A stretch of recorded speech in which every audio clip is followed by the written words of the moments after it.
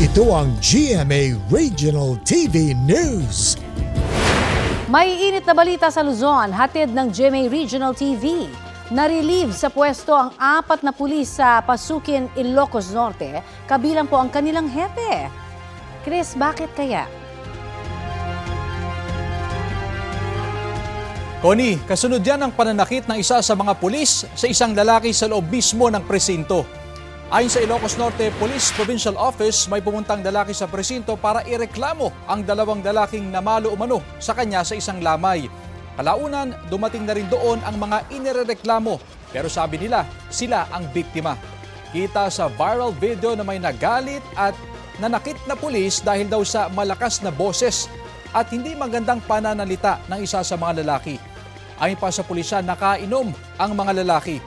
Sinusubukan pa silang kunan ng pahayag pati na ang hepe ng pulisya ng bayan pero hindi siya sumasagot sa tawag. Relieved muna sa pwesto ang hepe at 3 pulis habang gumugulong ang investigasyon.